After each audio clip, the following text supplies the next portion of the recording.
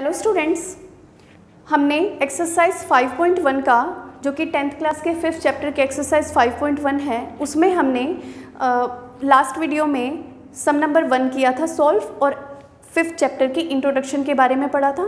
तो अब हम यहाँ पर सम नंबर 2 सॉल्व करने जा रहे हैं, जिसमें कि हमें स्टेटमेंट गिवन है, write the first 4 terms of the AP if you have a is equals to 10 and d is equals to 10।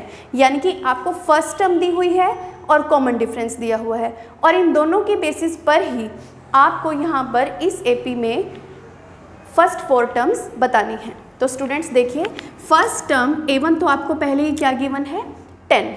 जो सेकंड टर्म है, मैंने आपको इसको लिखने का वे बताया था according to its general form which is a plus d।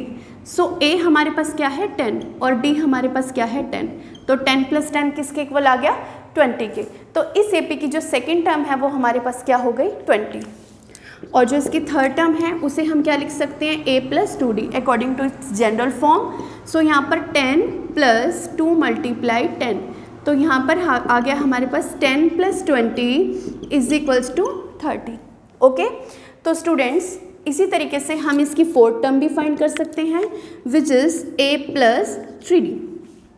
ये हमारे पास क्या हुई, 10 प्लस 3 मल्टीप्लाई 10, तो ये हुई 10 plus 3 multiply 10 is equals to 30 and 10 plus 30 is equals to 40।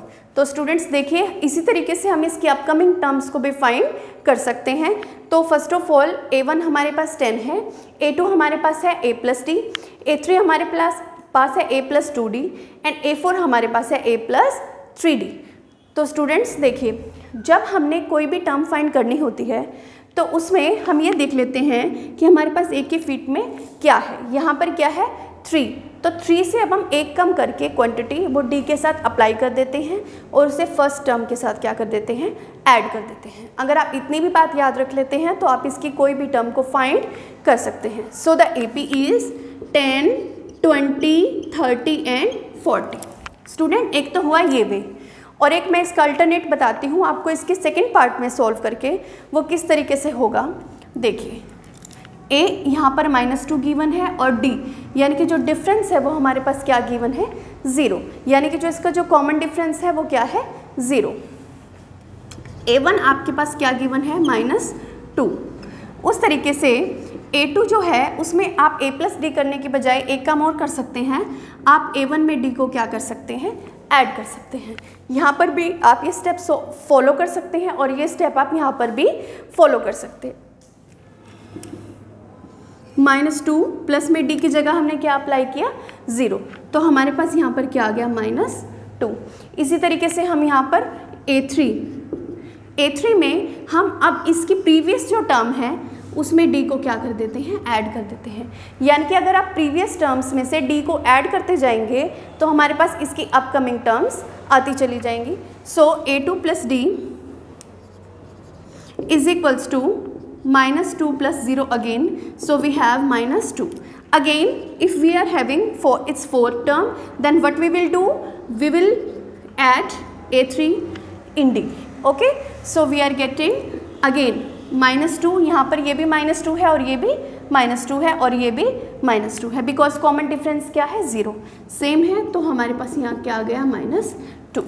ठीक है, आप इसे a plus D, a plus 2d, a plus 3d, a plus 4d के मेथड से भी कर सकते हैं। तो अब हमारे पास जो AP सीरीज़ बनी है वो क्या बनी है, -2, -2, -2, -2। बिकॉज स्टूडेंट्स मैंने आपको बताया था कि कॉमन डिफरेंस पॉजिटिव भी हो सकता है, कॉमन डिफरेंस नेगेटिव भी हो सकता है और कॉमन डिफरेंस 0 भी हो सकता है। और जिन AP सीरीज़ में कॉमन डिफरेंस 0 होता है उनकी सभी टर्म्स क्या होती हैं, सेम होती हैं। इस तरीके से हमारे पास आ चुकी हैं। तो आप इस AP सीरीज़ की और कोई भी टर्म फाइंड करेंगे तो आपके पास आंसर क्या आएगा, -2 ही आएगा, क्योंकि इसकी जो टर्म्स हैं वो सभी क्या हैं, सेम हैं, बिकॉज इसका कॉमन डिफरेंस क्या है, 0। और अगर आप इस AP सीरीज़ की कोई भी टर्म फाइंड करेंगे तो इस फॉर्मूले से आप फाइंड कर सकते हैं, इस लॉजिक से, या फिर अगर आपके पास उसकी प्रीवियस टर्म है तो उसमें आप कॉमन डिफरेंस को ऐड करके भी वो टर्म फाइंड कर सकते हैं। तो स्टूडेंट्स इस पार्ट के सेकेंड सम के आप बाकी सभी पार्ट्स भी इसी तरीके से ट्राई कर सकते हैं। थैंक्स।